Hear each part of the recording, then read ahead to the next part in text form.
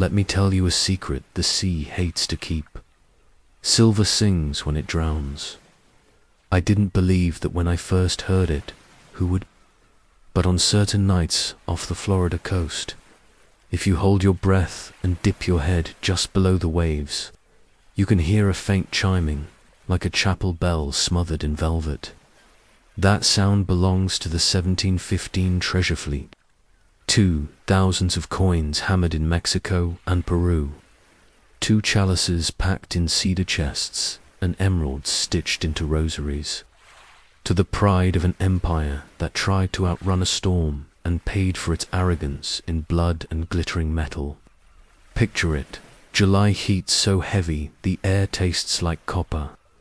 11 galleons so swollen with treasure their waterlines sit lower than the painter's dared mark. And sailors glancing at the horizon the way gamblers watch a dealer's hands. Somewhere behind those bright flags, Castile, Aragon. The cross of Burgundy waits, a mistake with teeth. They called it a routine departure. A convoy under seasoned admirals, Havana to Spain. Riches enough to buy and sell kings. But someone had miscounted the weeks of calm, the temper of late summer water, the bruised sky that carries a hurricane like a secret knuckled behind its back. I was there too young to shave, old enough to carry powder, wrists raw from coiling wet rope. I remember the deckboards hot enough to cook a fish, the smell of pitch and limes, the muttered prayers snapping like dry twigs under boot heels. I remember a woman on the quay pressing a ribbon into my palm and whispering, "If the sea wants silver, give it copper instead," as if trade could bribe God. When the wind switched, it didn't do it politely. It shouldered the fleet the way a bully shoulders a crowded alley, sent masts groaning and pennants knotting themselves into swallowed screams. Officers barked, boys ran, and the sky changed colors like a bruise decides what it wants to be. On the 3rd night, the storm found its name. On the 4th, it came to collect. Timber shattered. Lanterns went black. Men were yanked straight off deck as if the sea had decided to pick its teeth with bones. In that gnashing dark, there was a choice.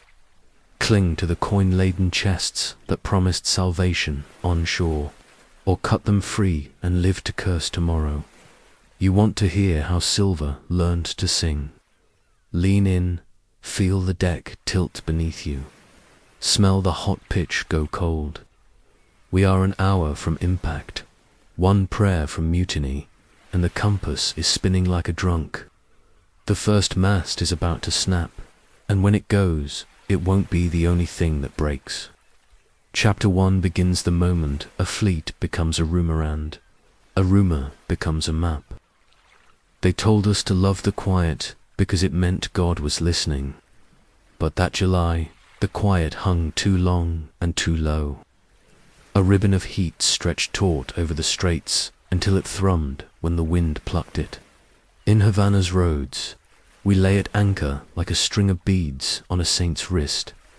The Capitana and Almiranta, with their high castles and polished brass. The smaller Patache and Urca, and now riding lower than any carpenter liked, all tethered to a timetable of coin, pride, and hurricane season that argued like 3 drunk uncles in a small room. You could smell the market from the water molasses, tobacco, oranges, and worry. Rumours skittered across the docks. A storm in the Antilles. A Portuguese ship that turned back for no reason it cared to print. A priest who'd gone hoarse from blessing things that wanted no blessings. We loaded until the decks groaned. Chests inked with saints' names. Lacquered boxes padded with wool. Waxed canvas bundles that clinked like teeth if you bumped them with your knee. I learned to know the weight of a coin cask by the way the sling creaked, to judge a bar's purity by the note it sang when two met. Men talk about gold because it glows. Silver is sly. It hides in the shine of a chalice, the throat of a spoon, the seams of a rosary.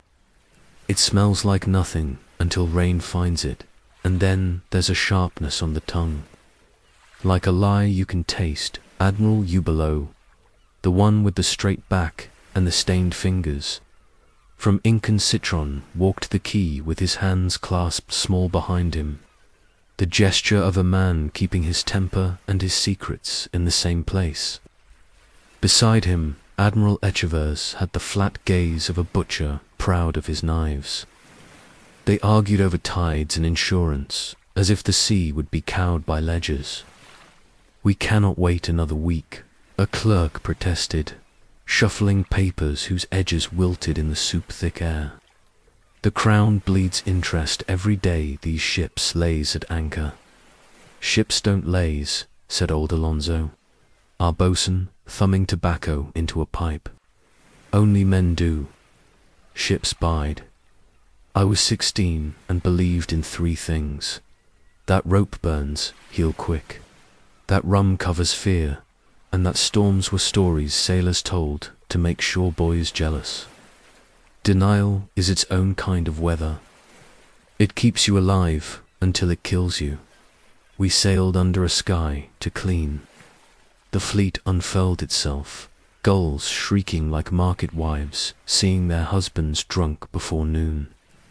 Havana slid behind us, its fort's teeth bright and dumb in the unfair sun. The harbor miasma thinned, replaced by the dry-clean smell of long ocean, resin, salt, and distant rain. I worked the braces with hands blistered to lace, learned the rhythm of the capstan's grunt, the song the men used to steady themselves when the deck went queer. "Pull, you saints with dirty feet," the chantman sang. And we laughed because we were saints, if saints were cowards and thieves and boys who wanted to go home with pockets heavier than their guilt. On the second day, the sea went glassy, flat enough to shave in, deceptive as a courtier. The helmsman wetted a finger, lifted it, frowned at the lack of reply. Sails hung like laundry. The sun hammered down, and the deck answered with heat that rose through soles until it felt like standing on a baker's peel. We worked anyway, coil, splice, scrub. Idleness breeds mutiny. Sweat turned shirts to flags of surrender. Even the gulls panted. "Smell the—" Alonso asked, leaning on the rail near me. He had a face like a rope fender scarred, useful, soft when you hit it. "That's not clean." "That's waiting," I breathed. Under tar and sweat lay a cold note like wet iron. "Rain. Rain's a joke, the sky tells the poor," he said. "No, this is the part where you say a prayer you don't mean and the sea pretends to. Listen, captain's orders were to keep the convoy tight, lights hooded at night, signals clean. We had powder enough to shout but not sing. No one wanted to draw English wolves. Peace had been signed, yes, but treaties don't stop hunger. That night, against the better judgments of men who'd taught me better, I slept on deck with my cheek against the plank.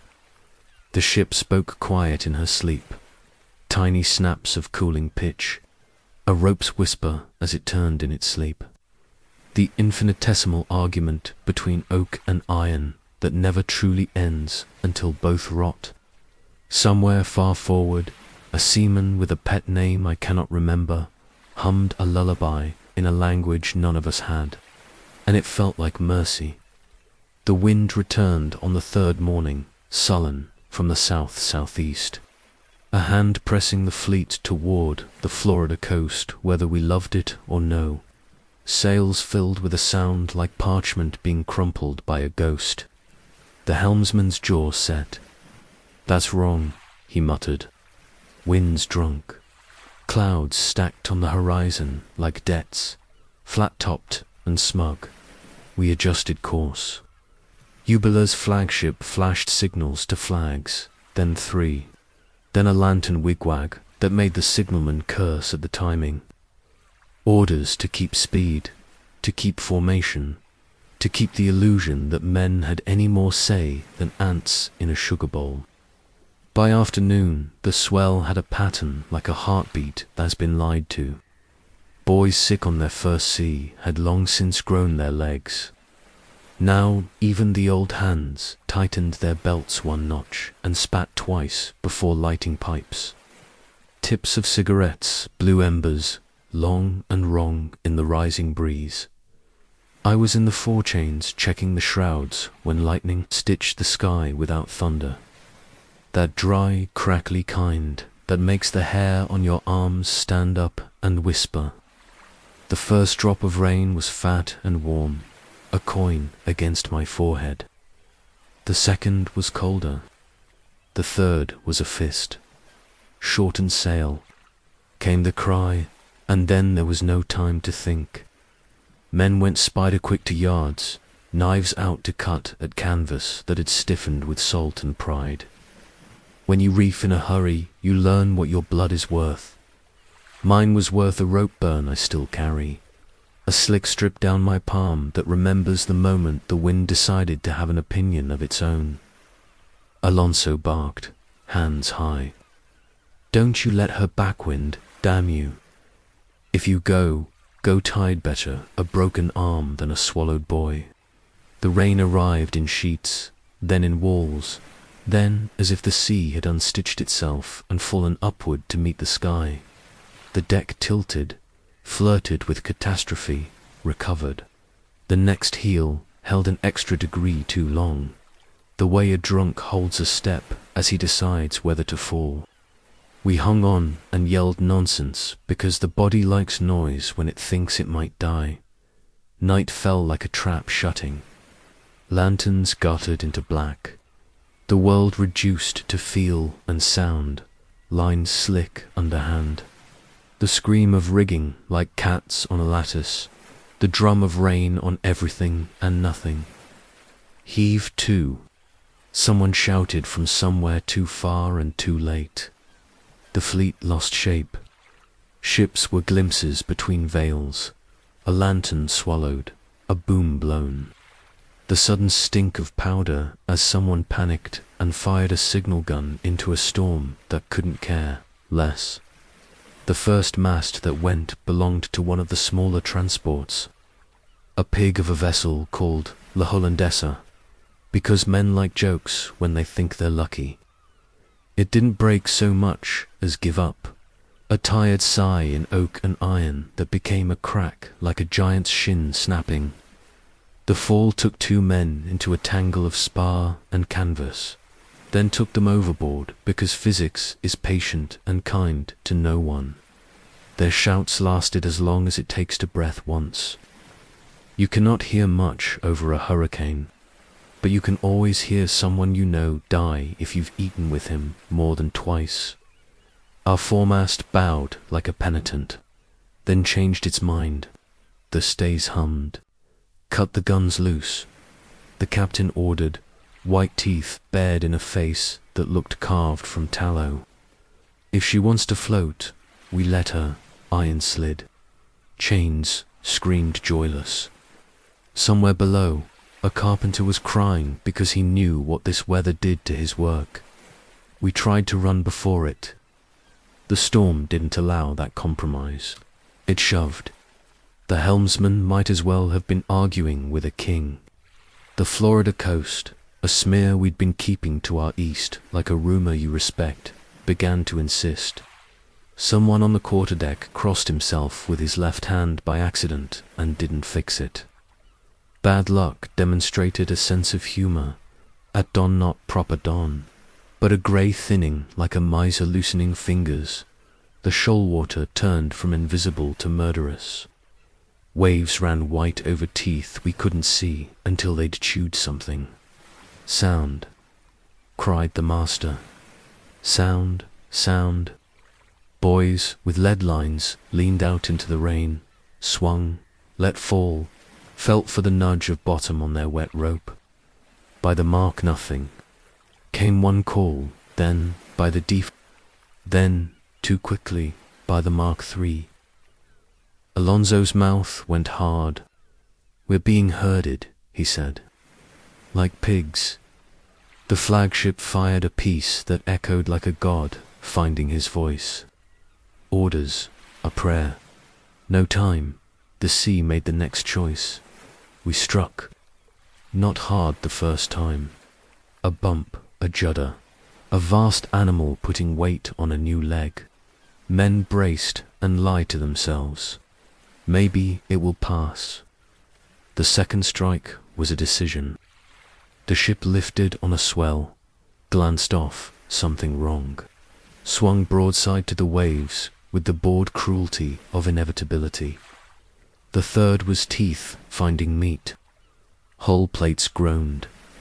A seam sneezed, a jet of water like a laugh. Someone screamed, "She's opened." And that made it true, because the sea will oblige any confidence. There is a sound when treasure shifts. I've never known how to tell it if you haven't heard it. It's like a choir that can't agree on a note, like a city turning in its sleep. Chests moved in the hold. Straps stuttered. Iron kissed oak in a rash of panicked kisses. Bat 10 down. The master howled, but the sea batted his syllables aside. The deck went wild with loose life. A barrel rolled and broke a man's shin with the finality of a signature. A crate got ideas and decided it loved the beach stank of salt, smoke, and fear. Our wrecked galleon leaned on her side like a drunk noble, timbers groaning as the tide punched at her ribs. Around us, survivors clustered in ragged knottsmen stripped to their waists, shirts drying over driftwood fires, women clutching children who had washed ashore, half drowned. A priest wandered among the living with eyes as hollow as the dead, muttering blessings that sounded like apologies. That morning the gulls had screamed like gossiping widows, their wings flashing silver as they descended to pick at drowned men. I remember chasing them off with a stick, swinging uselessly while the sand glittered with more coins than I had ever seen in my life. They came from broken chests burst open by surf, scattering reales and doubloons across the tide line as if God had spilled his purse. The sun caught them cruelly bright enough to blind, loud enough to tempt. Men bent to scoop handfuls. Others fought them off, snarling like dogs over scraps. Silver is heavier than water, but greed is heavier still. That was when the first strangers arrived. The skiff that nosed through the surf looked like nothing special, a patched hull, oars feathered by practiced hands. But the men inside had the look of predators who had learned how to smile. Their leader stepped into the shallows, boots filling, hat pulled low. He was tall, his coat plain, his eyes ordinary in a way that warned more than cruelty ever could. He introduced himself as Henry Jennings, and he claimed he came offering help. Help. The word felt too sharp in my ears. The captain of our galleon, God bless his weary bones, stepped forward, still trying to wear command, though his wig was gone and his silk stockings were in tatters. "You are Englishmen," he accused, half question, half prayer. Jennings grinned, showing teeth too white for rum drinkers. "English I, Bahamian by way of Nassau. We've eyes like gulls, Captain. Saw your fleet smashed to bits. Thought we might lend rope and hands to survivors, and perhaps help guard what the seas seem fit to leave behind." Behind him, his men beached the skiff, hauling barrels of water, rolls of line, salted pork, gifts or bait. They laid them out with theatrical care, as though generosity could erase the hunger in their gaze when it slid over the coin-scattered sand. Our captain's jaw clenched. This treasure belongs to Spain, to His Majesty King Philip. Jennings shrugged as if he had heard that sermon before. and His Majesty is welcome to collect it when he arrives. But until then, my men and I are neighbors, and neighbors deserve consideration. Alonso leaned close to me, voice rough. Wreckers. Worse than pirates. At least pirates rob you honest, with steel bad. Wreckers smile while they gut your pocket. I swallowed hard. Around us, the other survivors shifted, uneasy. The beach was our prison, the wreck our cage. We had no powder, no sails, no way to fight if Jennings decided to take what he wanted. The captain, to his credit, tried dignity. You will be compensated when the Crown's salvage crews arrive. Jennings' grin never faltered. Oh, I'm certain we will. But men get impatient when their throats are dry and their purses lighter than the Spaniards they just saved. Isn't that right, lads? A murmur rose from his crew, low and dangerous. They were lean men, scarred from years under hard suns, their shirts stiff with salt. One carried a boarding axe across his shoulder as casually as another man might carry a cane. For a long moment, the air held like a rope about to snap. Then Jennings spread his hands, palms empty.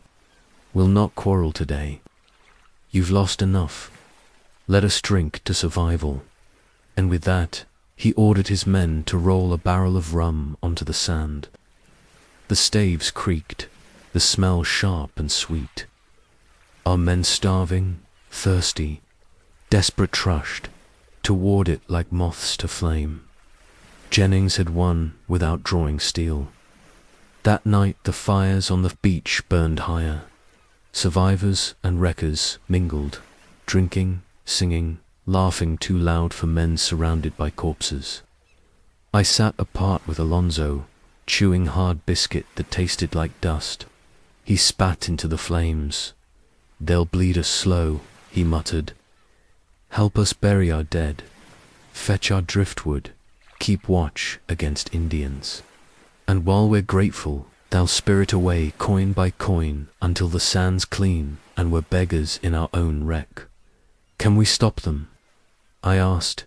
He gave me a look that made me feel younger than I already was. With what? Our bare hands. The King's justice is months away. By then, Jennings will be rich enough to buy 10 governors. As if summoned by the words, Jennings strolled into the firelight. He moved with the ease of a man who never worried about the ground beneath him. He carried a cup of rum and handed it to Alonso with a smile. You're a sharp one, he said to him. Smarter than the rest of these poor bastards. Tell me, old salt, what's the harm in letting us help? Your crown gets her silver, we get our reward. And everyone sings hymns in Madrid. Alonso's jaw worked, but he said nothing. Jennings turned his gaze on me. And you, boy, do you know how much silver lies scattered out there? Enough to pay a soldier's wage for 1,000 years. Enough to build cathedrals or sink them. Why let it rot under sand when hands like mine can put it to use?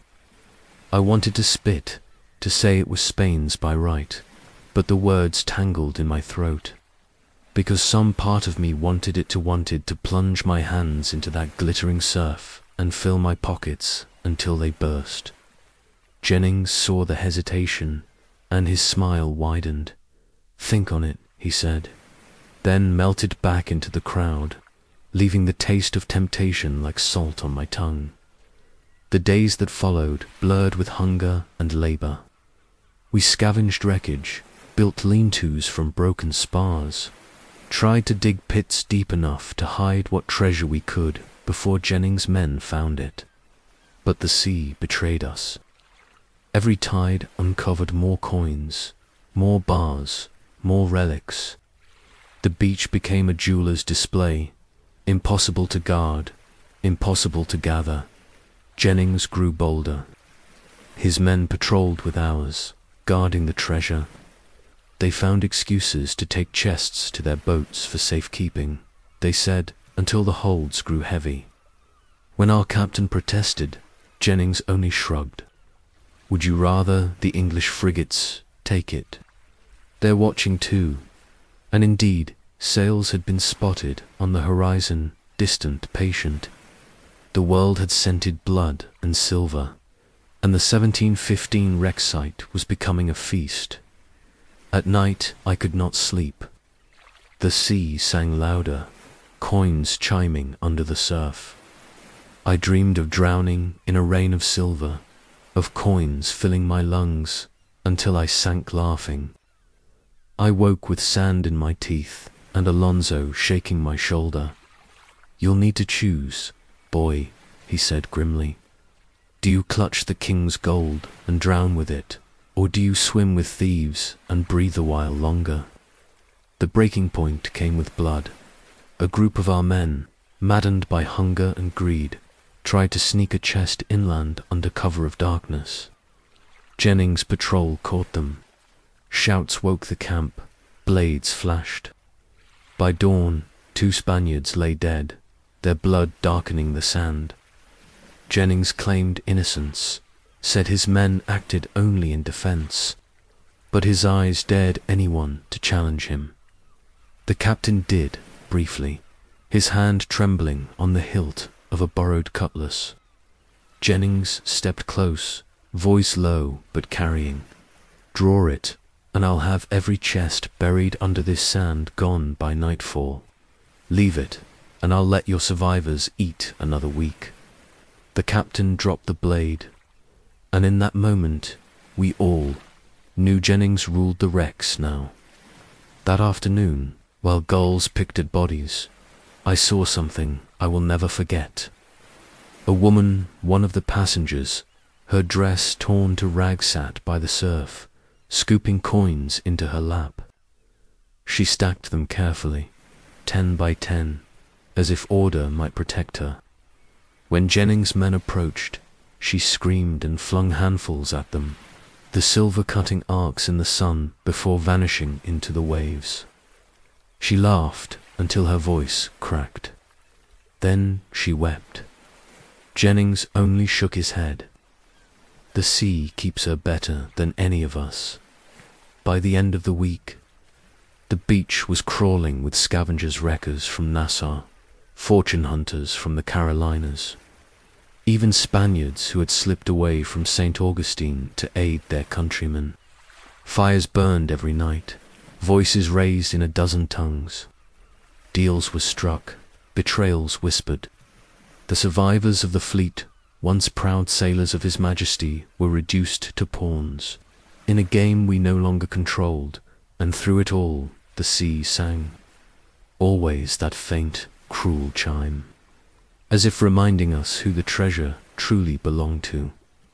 One night, as I sat by the tide listening, Jennings joined me. He held no rum, no weapon, only a smile. You hear it, don't you? He asked softly. The silver cause, not to kings, not to priests. 2 men bold enough to take it.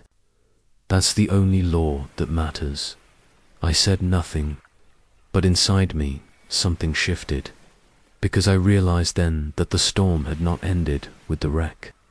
The storm had only changed faces, and its new face was men like Henry Jennings wreckers, who would build kingdoms out of drowned silver, and drag the rest of us into their wake. By the 7th day, the beach had learned our names. It called them back to us on every foaming tongue: Juan, Diego, Miguel. Alonso then stole a few and did not return them. Men who had crawled from the sea now slept like dogs around smoky fires, one arm over a sack of coins, as if that would keep envy from creeping under the cloth. Children coughed salt from their lungs and learned to be quiet when strangers walked by. The priest's blessings turned hoarse and thin. Even God sounded tired on that shore.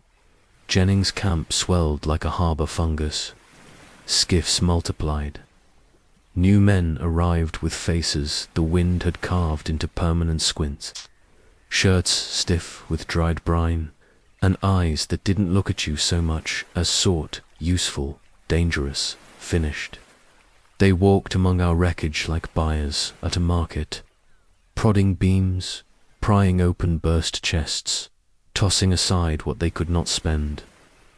Their talk was a stew of tongues, French, Dutch, that Caribbean patter that borrows and breaks and makes everything sound like a game you'll lose. Our captain had a tent now, stitched from sailcloth, a parody of command amid ruins.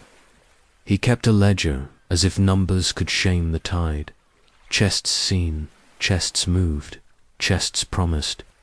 Each line ended with a small, angry dot. His hand shook by evening and steadied in the morning because men learned to perform steadiness. Before they achieve it, Alonso and I dug holes. Not for treasure. Jennings' men had a nose for new mounds and a hunger for knives, but for water casks, for injured men, for the dead. The sand refused to hold a shape. Every burial was a vow the tide meant to break. We learned to carry our grief farther inland, where the palmetto and scrub could keep a secret a few days. Longer. Keep your eyes up, Alonso told me. The next storm will walk on two legs. He was right. It did. They came at noon, under a heat that turned even gulls lazy, for sails off the bar, riding shallow, colors tucked like curses between teeth. Their lines were wrong for the Navy. Not tidy enough. Not proud enough. Predators who had learned from storms rather than admiralty. The wreckers on the beach saw them first and became noisier in their silence. A boy in Jennings' camp sprinted for his tent. Moments later, Jennings emerged, smoothing his coat as if visiting a governor, not a graveyard. Friends, he announced to no one he needed to convince. Join me at the waterline. Men drifted that way because he had learned how to assemble obedience without asking it. I went too because I had not yet learned how to stop being a boy. The first sloop nosed over the bar like a cat discovering a bowl. Low, lean, sail patched but taut, guns peering from ports that had been cut with more ambition than carpentry. She wore no name on her stern. The second and third followed, then a fourth with a long bowsprit that made her look like a knife that intended to argue the horizon into submission. They hove to beyond the break and lowered boats staffed with men who could row without splashing. The oars dipped, rose, dipped, the rhythm of practiced trespass. Jennings waited knee-deep, boots filling, hat angled to look friendly. The man in the prow of the first boat did not stand. He was too thin for his height, bearded in a way that made his jaw a collection of shadows. And he wore an expression like a coin held between finger and thumb not yet spent. But thinking about it, Mr. Hornigold, Jennings called, careful to make the name sound like greeting, not prayer or curse. Hornigoldif. That was really the creature moving. Under that face raised two fingers in the smallest of salutes. Jennings, he answered, voice carrying in that unshowy way the right kind of authority always does. He glanced over the camp, the fires, the dragged beams, the glitter like frost where the surf licked the sand. Busy shoreline you've got. God was generous this season, Jennings replied. We're keeping order. Hornigold's eyes ticked. He noticed the musket at Jennings' hip, loaded and primed. He noticed the little piles of sorted coin beneath tarps. He noticed Spaniards lined up in our own ruin. Then he looked at me only for the way someone might glance at whether to decide how much to hate. Its hand looked away. The man in the second boat spoke then, and his voice was the opposite of Hornigold's, big as a boast and smooth as sin. Word in Nassau says, the sea coughed up a kingdom, he drawled. He wore a broad-brimmed hat with a curl at one edge. the kind of flourish men affect when they want to look like the promise of a story. Name's Bellamy. The name meant nothing to me. It would later. Jennings' smile stayed where he had nailed it. Welcome, gentlemen. There's enough work for every honest thief. A few men laughed. Not Alonzo. He shifted, and I saw his fingers find the pocket where he kept the copper ribbon the woman in Havana had given me, and I'd later pressed into his hand. It had turned green as an old bruise. You feeding them? Hornigold asked, nodding at us. We feed what we can, Jennings said. We keep order. Order, Hornigold repeated, staring down the word like a cat does a dish of milk. And who keeps order on you? Jennings didn't blink. Paper. He produced a folded document from inside his coat creased, salt-stained, but bearing a seal that even a boy could tell belonged to a world where ink wrote men's ends.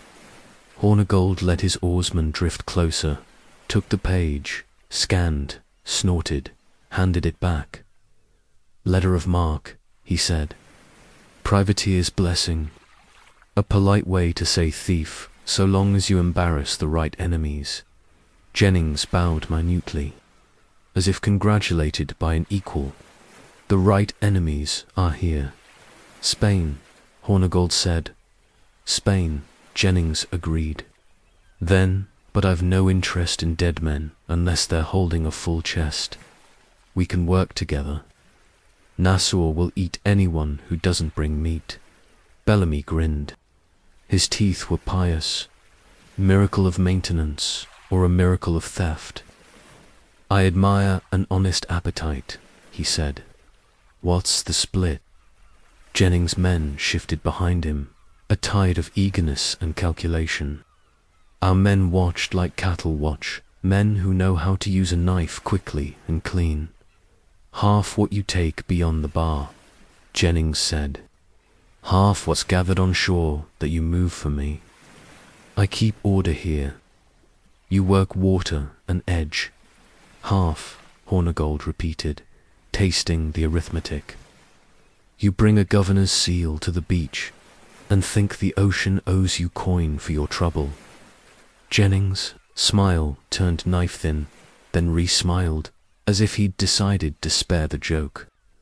Better a governor's seal than a hangman's noose, he said. We can all be generous, or we can all be dead. A gull cried.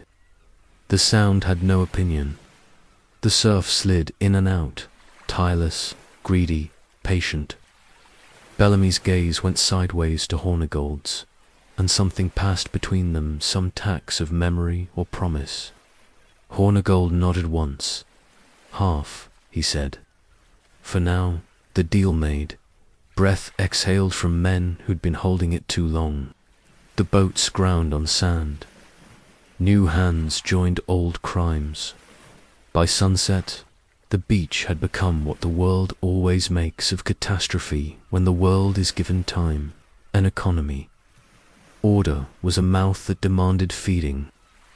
Nassau brought us men who could hold their breath long enough to make saints jealous and sinners rich. They greased their hair with oil and rubbed whale tallow into the skin under their arms to keep it from chafing against rope. One, a Bahamian with eyes the color of shoal water, showed me how to wrap the wet line twice around his chest, twice around his hips, once under his buttocks, and tie without a knot that would tighten on panic. You pull, he said, slapping my shoulder. I count by breaths. If I tug twice, you haul like the devil's paying you by the pound.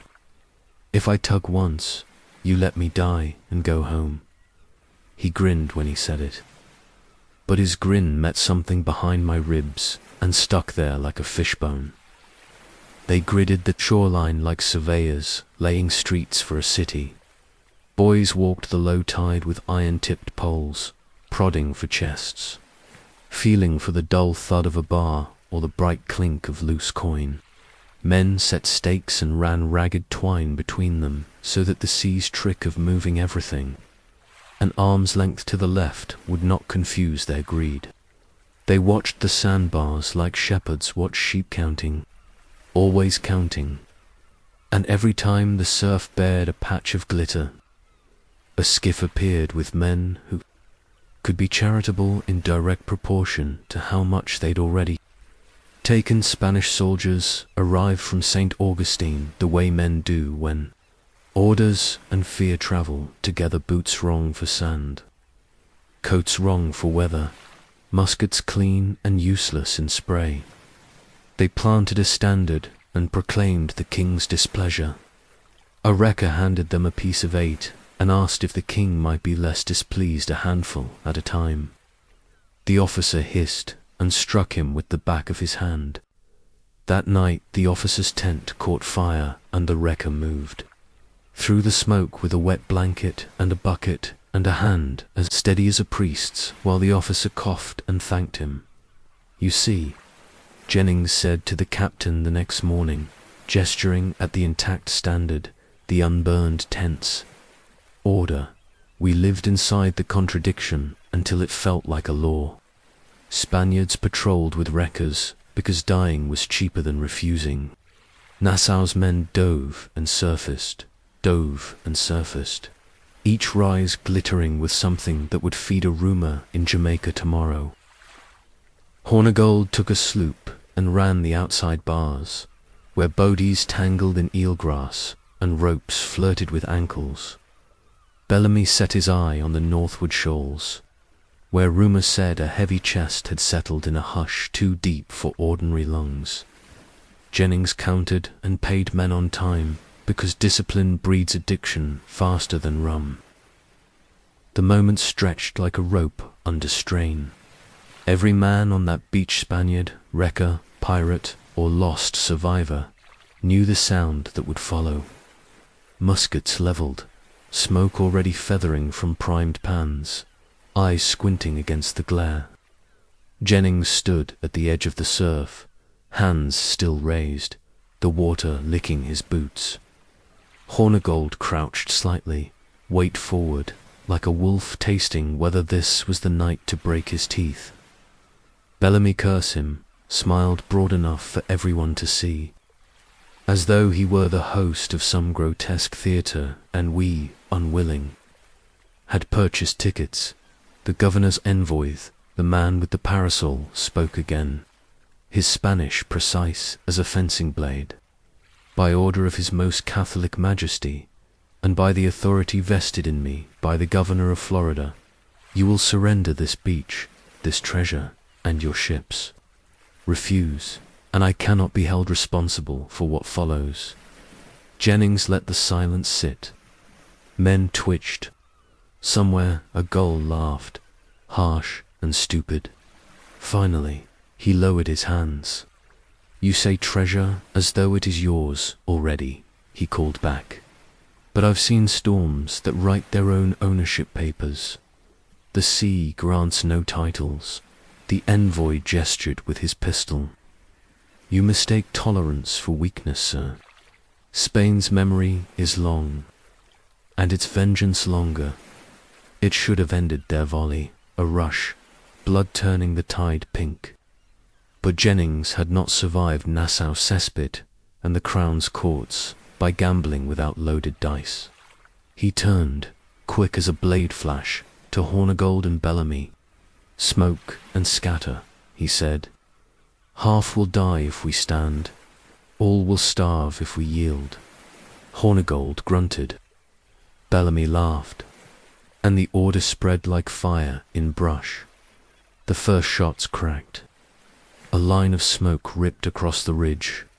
Sand spat into our faces. A man beside me fell without a sound, eyes already glass. The wreckers roared and fired back, powder flashes stuttering in the wind. But the ridge was higher, their angle crueler. Men toppled into the surf, clutching chests or muskets or nothing at all. "Back," Jennings shouted. "Into the scrub. Break their line." We scattered. Spaniards, our Spaniards, the sailors who had crawled from the wreck looked at one another, torn between loyalty and terror. Alonso shoved me hard toward the tree line. "Move, boy. Run crooked, not straight." I ran. The world narrowed to breath and thunder. The smoke burned my throat. Salt and powder married into poison. Branches clawed at my arms as I dove into palmetto thickets, my heart thudding loud as cannon. Behind me, the beach dissolved into chaos. Shouts in Spanish and English, curses, prayers, screams that ended too suddenly. Through gaps in the brush, I saw Jennings dart, low and fast, a pistol barking in his fist. Hornigold's men moved with soldiers, discipline, spreading, kneeling, firing by ranks. Bellamy's crew, less tidy, flung themselves with glee at anything that moved. Steel flashing, voices rising in drunken joy. The governor's men pressed down the slope, muskets stabbing, bayonets wet. Their parasol holder dropped, skewered by a stray shot. But the envoy himself strode forward as though bullets bent away from him, barking orders like a conductor of some orchestra of death. A ball ripped bark from the tree beside my head. I flinched, stumbled, and nearly tripped over a body a boy younger than me, his mouth full of sand. I wanted to stop. Alonso's hand dragged me upright before the thought finished. "Don't look," he growled. "Run or die." We burst into a clearing where survivors clustered, wide-eyed, trapped between flight and fight. One clutched a sack of silver like a child. Another knelt over a wounded man, pressing cloth to a stomach wound that bled steady as tide. Jennings appeared, wild-eyed hair plastered to his skull. "South," he barked. "Through the mangroves. Boats wait. Anyone slower than me feeds crabs." No one argued. The retreat turned to rout. We stumbled through knee-deep muck, mangrove roots clutching our ankles. Muskets cracked behind us, shots slapping water, cutting leaves. The wounded cried out, voices raw. A man dropped the sack of coins to free his hands. The surf swallowed it without ceremony. At last we reached the inlet. Skiffs bobbed at anchor, guarded by wreckers who looked sick with fear. Jennings shoved men aboard, cursing at hesitation. "Row, damn you. Row or drown." I scrambled into a boat, Alonso beside me. Oars bit water, shoulders strained, and we pushed out into the lagoon. Behind us, flames licked Higher-Row, camp burning, tents collapsing, chests splitting open like rotten fruit, silver spilling across sand that would never be clean again. The governor's column halted at the shore, too cautious to pursue into the maze of mangroves. The envoy stood at the water's edge, pistol still raised, his face pale and furious. "You cannot hide forever," he shouted, his words carried by the wind. "Spain will reclaim every coin, every bar, every drop of blood." Jennings, from the prow of our skiff, raised a hand in mock salute. "Then send more storms. This one has failed." The oars pulled. The mangroves swallowed us. That night, camped deep in the swamp. The wreckers argued. Hornigold wanted to regroup, to strike again under cover of dark. "They are soldiers, not wolves," he said, voice sharp. "Break their wagons, scatter their powder, and they'll scurry back to their fort." Bellamy, ever the jester, disagreed. "Better to sail now, fat with what we've already taken. Let the governor choke on sand and dead men. Nassau waits with open arms and thirsty throats." Jennings sat apart, silent, sharpening a blade that already gleamed. At last he spoke, quiet but final. We strike once more, not for treasure, for fear. If we leave them standing, Spain will claim this coast before dawn. We need time, and fear buys more than powder. The decision made, no one argued further. At dawn, they struck. We crept through swamp, knees deep in black water, the buzz of insects like a hymn of madness. The air pressed down, hot and wet, until even breath felt stolen. Alonso muttered prayers, half sincere. My hands shook, clutching a musket I barely trusted. The Spanish camp loomed ahead tense. Wagons, a rough palisade of timbers hastily thrown. The standard flapped weakly in morning wind. Guards slouched at posts, weary from the night. Hornigold gave a signal. Muskets cracked. The first volley cut down sentries before they rose. Then the wreckers surged, knives and cutlasses flashing.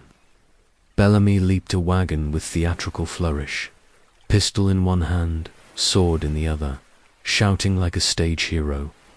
I stumbled after Alonso, heart pounding, ears ringing. Smoke and screams tangled. A soldier lunged at me. His bayonet caught my sleeve. I pulled the trigger without thought. The recoil slammed me back. The man crumpled, and I stood gasping, bile rising, the musket heavy as sin.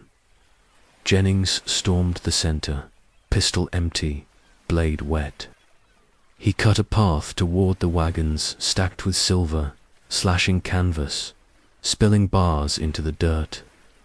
Burn it, he roared. Leave them ashes to count. Torches lit, flames licked. Wagons groaned and toppled, spilling wealth that hissed and cracked in the fire. Spaniards screamed, soldiers breaking ranks as powder caught. The governor's envoy appeared, his fine coat charred, his pistol smoking. He and Jennings locked eyes across the chaos, two predators, recognizing each other in the mirror. For a heartbeat, I thought they would duel, clean and proper. Instead, the envoy gestured, and his guards surged forward. Jennings vanished into smoke, reappearing at the edge of the palisade, bloodied but unbowed.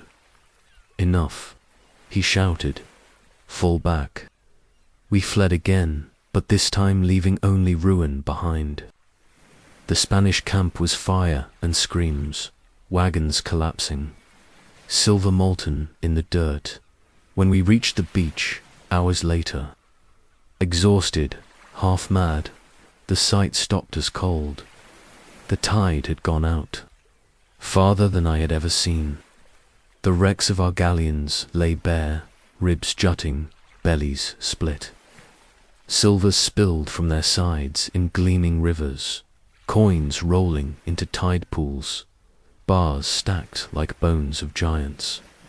Men waded among them already, survivors, opportunist, saw-clawing, diving, filling sacks, and above them, sails, dozens, English frigates, Dutch traders, Bahamian sloops, every scavenger in the Caribbean had come to the feast.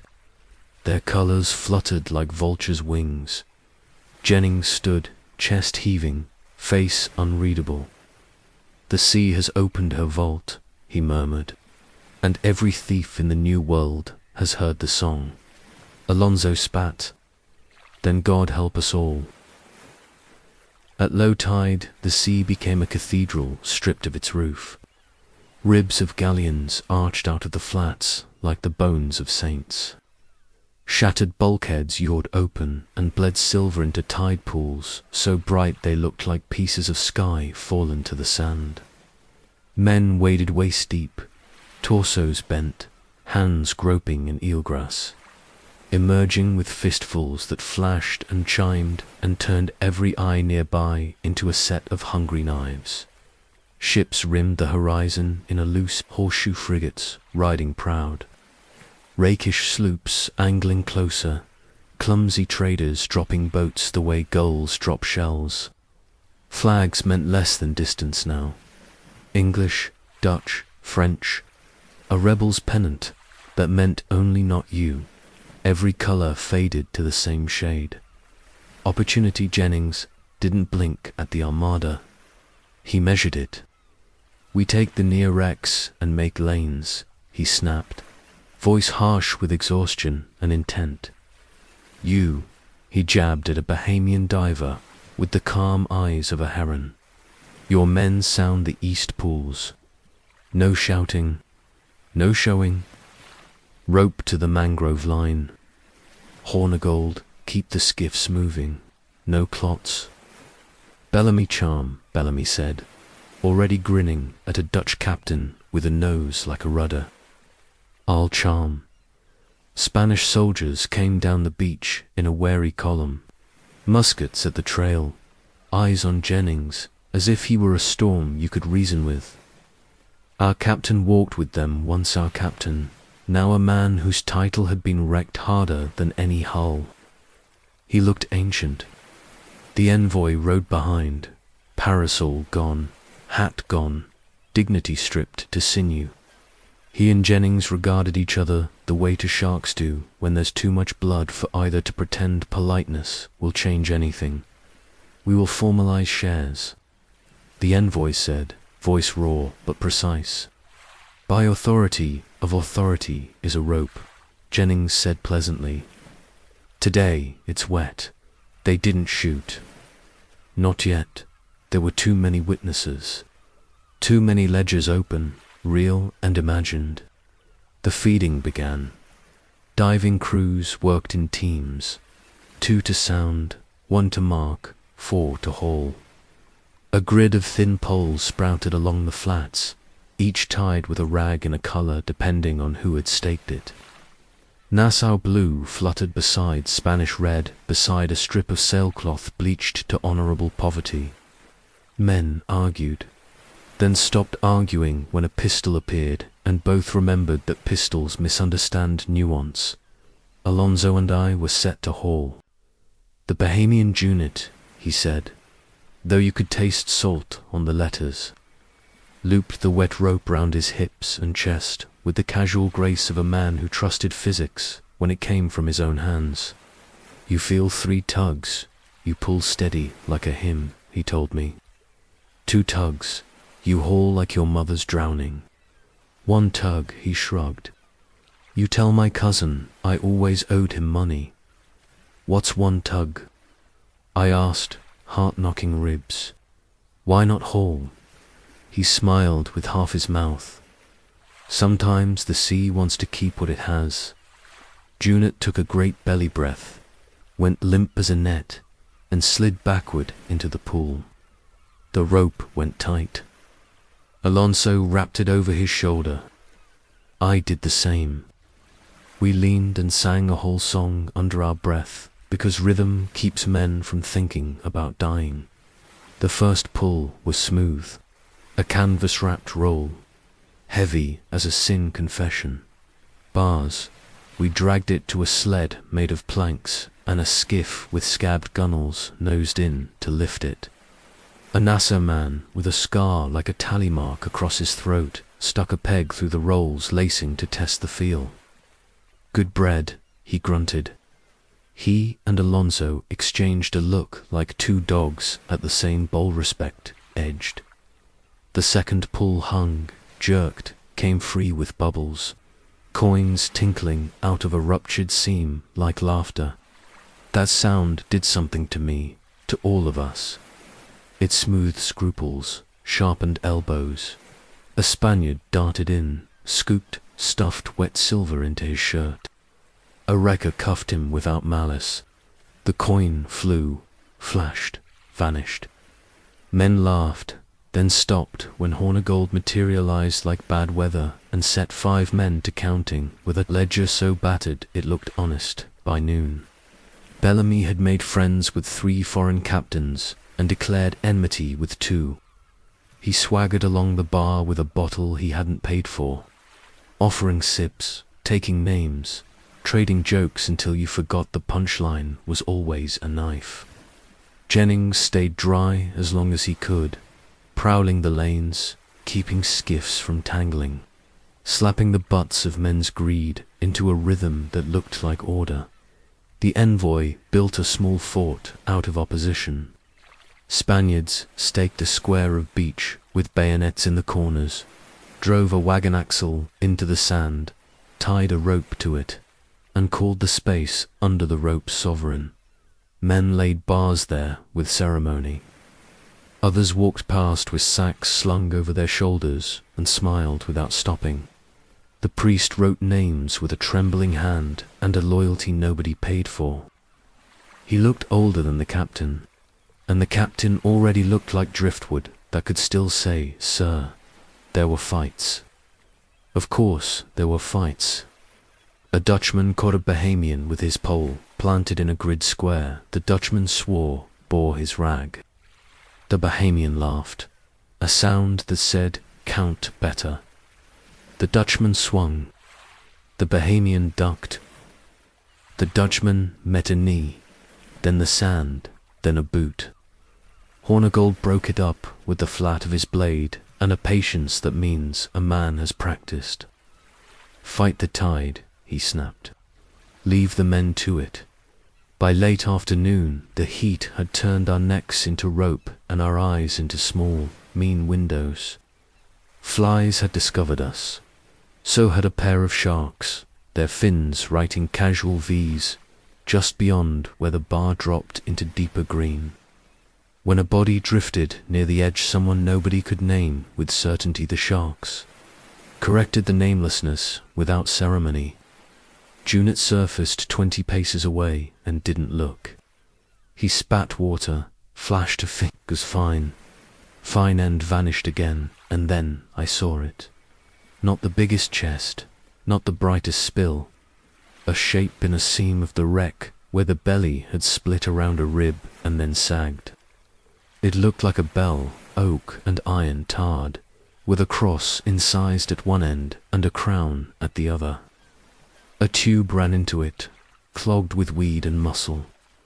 Beside it lay a coffer wrapped in oiled silk, strapped in place with a belt of brass that had turned the green of old envy. Alonso followed my gaze and swore under his breath. "Clapper box. What?"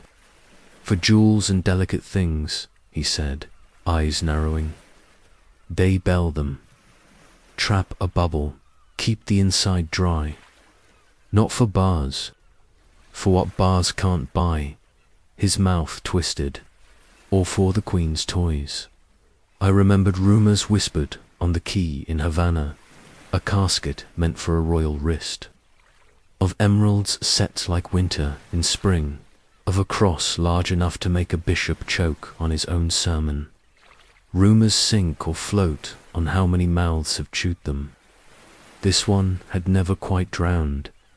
"If we don't touch it," Alonso said, voice suddenly gentle in a way that set my teeth on edge, "Jennings will, or the envoys, men, will drag a cannon to it and shoot the wreck to splinters. If we do touch it." He didn't finish. He didn't need to. The rope around my waist had somehow tightened itself. We waded slow, like men trying not to frighten a skittish horse made of oak and luck. The pool where the bell lay was knee-deep near the edge, and then shin-deep, and then, abruptly, something like gone. The sand drooped there the way a tired face does. Junot popped up near us like a conjurer, arriving to reveal he'd been in the trick all along. He took one look, grinned, and tapped his chest. "2 men. 2 lines," he said. "One to the bell. One to me." He thumped the tube. A cough of old air belched a smell like church basements. "Still sweet," he added, delighted. Saints kept their breath for us. We rigged it fast, trope to a mangrove root, rope to the bell handle, a weeping knot to the brass belt on the coffer. Junot took his 2 raps and a breath that stole sound from the beach. He went down with a long, lazy scissor of his legs that made envy bloom in my chest. I am not a diver. I am a hauler of other men's courage. The rope to the bell went taut first, then slack, then taut again with a different music. He's shifting the angle, Alonso muttered. Bless him. The rope to Junot twitched, twice steady. We leaned. The bell rocked, then rose, weeds sloughing off it in strings. A hiss, a burp of air sweet, Junot had said, but it smelled like locked rooms and dowagers. We dragged it into the shallows until it sat, bottom kissing sand. Tube, coughing bubbles. Junot tugged, once to panned, then the rope to the coffer jiggered with a rhythm, like a heartbeat that had been running too long. We hauled, the brass belt lifted, flashed, stuck. My shoulders burned. Alonso swore in 3 languages without picking one to be sincere in. I braced feet and memory and pulled as if the world had decided this was the math I had to survive. The coffer surged free like a sealed secret can when it meets air again. We slid it onto the sled. It weighed less than bars ought to weigh. Junot burst up, spitting and laughing. Drink, he told the sky. You owe me. Don't unseal it here, Alonso hissed. We need a circle we can trust. What circle? I asked, stupid as a boy who still believed the shape of men could be called that. The circle found us anyway. Pretty, Bellamy said, appearing with the theatrical timing of a stage drunk who has actually been sober, waiting for the laugh. He squatted, tipped his hat to the coffer, and whistled one low note between his teeth. I do love a box that knew secrets. Jennings arrived with 2 men and a grin he wore like a weapon sheath.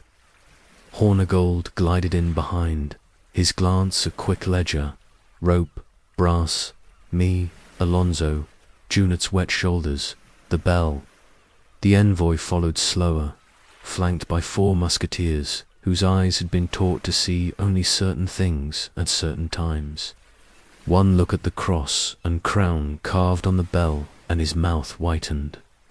That is the property of Her Majesty the Queen of Spain. The first wind came like an apology that had changed its mind. It brushed our faces warm, then cold, tugged the rigging into a whisper, then a moan, then a hymn men only sing when their throats belong to weather. We cut anchors with knives because knots lie when time matters. We shoved off because staying is a different death. In the mangrove lanes the air turned green and close, sap and salt and iron tasting like a nail on the tongue.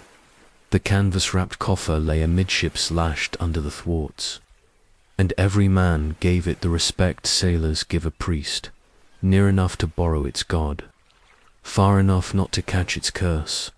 Hands to halyard. Hornigold barked from the next cutter, voice flat with the mercy of competence. Keep her nose to it. If she rounds, strike. Jennings didn't speak at first. He watched the sky as if reading a letter delivered late. Bellamy laughed too loudly at nothing and adjusted his hat to an angle that said he would die with a flourish or not at all. Alonso tied and retied the same knot until the rope understood it had been noticed. Junot wedged himself at the thwart, pressing his wounded shoulder with the heel of his hand like a man haggling with pain. Out. Beyond the mangroves, the outer water went ugly chop over swell. Green under grey, the colour of a lie told for someone else's comfort. The general's column on the dunes tried to dress its line against wind that hadn't asked permission to exist. Parasols were gone, dignity revised into anger. On the flats, men who had been gods of low tide became toys of a rising temper. Skiffs turned sideways and learned to pray without words. The choir of coins under the surf became a rattling, then a ringing, then a hush. Even Silver knows when a greater voice wants the hall. "Give me that," Jennings said, and took the tiller. The cutter answered like a horse that had not decided to hate its rider. "You, boy," he added without looking, "make yourself useful." I gripped the bailer, and the fear that had lived in my stomach all week crawled higher and locked its legs behind my heart. In my pocket, the small iron key the Spanish captain had pressed into my palm grew heavy as prophecy. I wanted to throw it away, and wanted to grip it tighter, and wanted to ask someone else to be the one who later insisted he had never seen it. We cleared the mangroves with the suddenness of a sentence finishing. The wind shouldered us. Canvas snapped, filled, set, snapped again. Junet's mouth peeled back in a grin that was not joy. "Up," he said to the mast as if coaxing a mule. Up, up. Behind us another cutter rounded wrong. Hornigold's curse cut the wind, and the mast went by the board with the wary crack of a promise you hadn't wanted to keep anyway. Men in the water made the sound men make when the sea takes their names and leaves them with the rest. Bellamy swung his sloop wide, tossed a line, dragged 3 aboard, and bowed to the storm because he was that sort of man even when no one saw him. The sky came down to find us. The anvil cloud ate the sun. The horizon disappeared behind a curtain drawn by a drunk god. The first rain hit like thrown gravel, then turned to sheets, then to walls, and the world went to touch and muscle memory and the shouted words that have steered men between panic and afterward since sails were cloth and courage was cheaper than arithmetic. Strike the jib. Hornigold's voice. Heave to no. Hold. The wind changed its mind mid-command and made mockery of doctrine. "Jennings, your bow." "Busy," Jennings said through his teeth, and the cutter leaped over a green wall that wanted to be our roof dot. The coffer lurched. Its lashings sang. Alonso flung himself atop it as one might cover a child with one's body. A wave came in like a landlord with keys and rage. We bailed. The water went out and came back meaner. The oarmen's backs bowed into parentheses of pain. The world narrowed to breath and blade and the sense that if you trusted your feet this second they would become liars. Open it. Bellamy yelled across, hair plastered, eyes bright. Throw something shiny to the saints. Shut up, Hornigold said, which in his mouth was a psalm. A shape loomed in the Rainer sloop trying to claw off lee shore. Her mast flogging, her crew a rumour of hands. She slid across our bow, close enough that I could see a man with ginger whiskers making deals with his god on a schedule. And then she was gone, taking his oath with her. The shark's fins had vanished because even sharks know the difference between feast and funeral. Then, like the part of a nightmare that refuses to be reasonable, we saw the dunes again too close, wrong grey. We had been shoved south along the bar into the mouth of an inlet new to our prayers. Palmetto hunched. A jag of coquina rock grinned under the spindrift. Jennings threw the tiller, and we scraped past with the complaint of oak that had remembered an earlier beating. The coffer slid, hit the thwart, cracked something that wasn't wood. Lose weight. Hornigold roared from somewhere to windward. Jettison. Bars went first from the other boat thuds, and curses, and a math problem simplified with tears. Then casks water, rum. No one asked which hand a pig that had survived to wrecks and a sacking and had cursed. Us in 4 dialects squealed and vanished, and good riddance to him. Men eyeing the coffer looked at Jennings, then at me. Because boys are the place decisions go when men refuse to own them. Not that, Jennings said, and I didn't know if he meant to convince me or himself. The cutter shipped water in a way. that said it had considered drowning and found the argument convincing. We bailed like penitents trying to bribe a god with labor. A bolt of lightning-stitched sky, to see so close the hair on my forearms rose and saluted. In the white flash, I saw the beach againrix new and old. The Spanish standard whipping itself to tatters. The general's line broken and running like honest men when a lie refuses to help. Coins pouring from a chest that had exploded under a cannonball into a glitter the waves picked up and wore like jewels. A thought came uninvited. The storm doing what men claimed to do, rebalancing, erasing names, paying wages. Hold her. Jennings? Hold. We fell into a low water patch that pretended to be calm to invite sin, and then closed over the stern like a hand. The coffer shifted. A lashing popped. The canvas slipped. The brass belt gleamed green and treacherous. The key in my pocket went hot as a coal. Boy. Alonso's hand on my neck, not gentle. Help the lashings. I dropped the bailer, crawled, lips full of salt.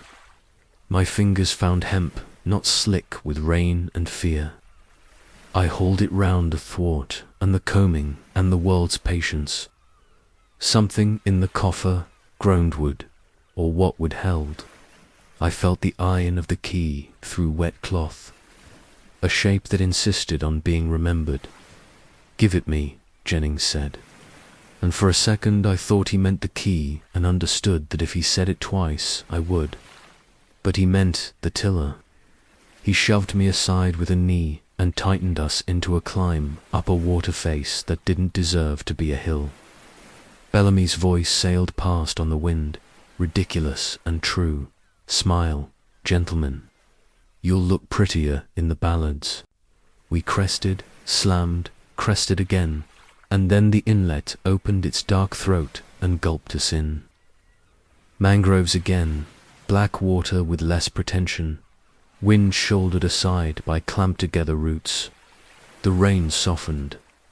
Men bled in colour again, instead of the flat grey of fear. Beach, her Hornigold called, high as you can. We're not going back out. Not sane. Jennings didn't argue. He ran us onto mud, so eager to own us, it tried to come aboard. We jumped into knee, then thigh-deep muck and hauled, dragged, grunted, cursed, negotiated. When the cutter lay canted high, we all stood a moment with our hands on her, and our hearts pounding at a frequency that would have set a glass singing. The coffer sat, obedient, under torn canvas now. The argument men had refused to have, and the rain arrived, polite and insistent as a debt collector at a wedding.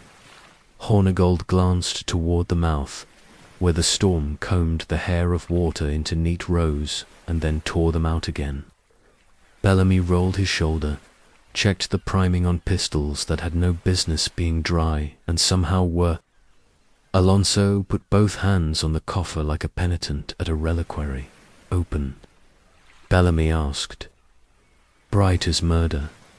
No, Jennings said. The Spanish envoy stumbled into the mangroves with 6 men. Uniforms sodden confessions, muskets clutched as if wood could answer prayers. He saw the coffer, saw us, saw the storm, and understood that the God in charge of his world had chosen comedy today. By law, he began, voice cracked. Law, Hornigold said, and let the words sit in the mud. The envoy swallowed. He gestured at me. You are the Spaniard's boy. You will swear where that was found. I will, I said, because sometimes bravery is only agreeing to speak.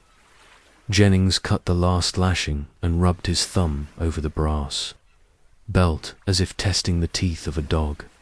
His mouth was different than it had been at Sea Line. That would not become a smile, no matter how it loved pretending. If we open her, he said, we start a new storm. Worse, swords, and papers, priests and songs. If we carry her, we carry a flag made of flesh. So we bury, Hornigold said, without inflection. Or we drown it. Bellamy paced and stared up into a corner of the mangrove, where rain was catching and dripping like a clock. Or we change the story, he said.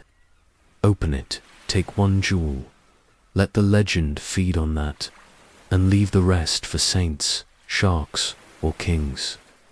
Men can only steal what they can lift, but they can chase a rumor until their sons don't know their own names. Alonso's fingers found my sleeve. The key, he murmured so low it might have been a thought. He gave it to you for a reason. That reason is yours, not theirs. I pulled the small iron thing out.